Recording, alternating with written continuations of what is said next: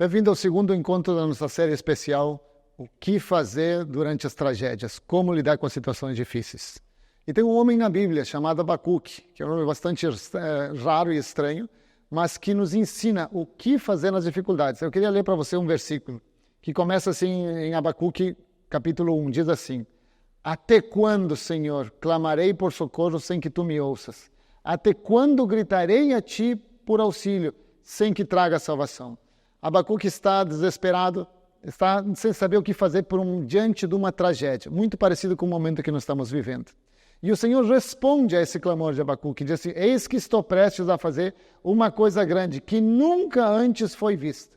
Deus diz que vai fazer algo que nunca se viu. Abacuque não sabe como é que isso vai se dar, ele não sabe, mas ele sabe que precisa da direção de Deus. Então, nesse momento, é importante ver qual é a ação de Abacuque, porque isso nos revela aquilo que nós devemos fazer. E Abacuque, em seguida, começa a responder. E aí ele tem uma resposta que para nós é muito importante entender o que ele vai fazer diante de Deus. E ele diz assim, permanecerei no meu posto de sentinela e tomarei posição naquilo que é firme.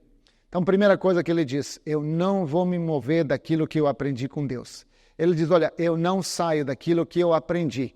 A oração, buscar a Deus, cantar louvores, adorar. Ele deixa muito claro que no período de tribulação, no período de dificuldade, de tragédia, ele não vai se mover daquilo que ele aprendeu. Isso que você tem que fazer. Nesse momento você não pode sair dos fundamentos da fé cristã. Intimidade com Deus. E ele continua: aguardarei para ver o que o Senhor me dirá e que resposta terei à minha queixa. Eu quero dizer que esse é o momento de você orar, de buscar a Deus. Mas é importante também fazer o que Abacuque fez. Ele diz, aguardarei a resposta.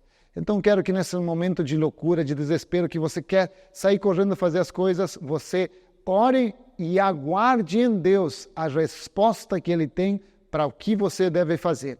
É importante entender que oração não é só pedir, é também parar e ouvir a palavra de Deus. Ouvir aquilo que Deus tem para nos dizer. Por isso, gaste tempo com a palavra de Deus. E invista buscando no seu dia a dia qual é a direção que Deus tem para você. Primeira coisa, então, você precisa buscar a Deus.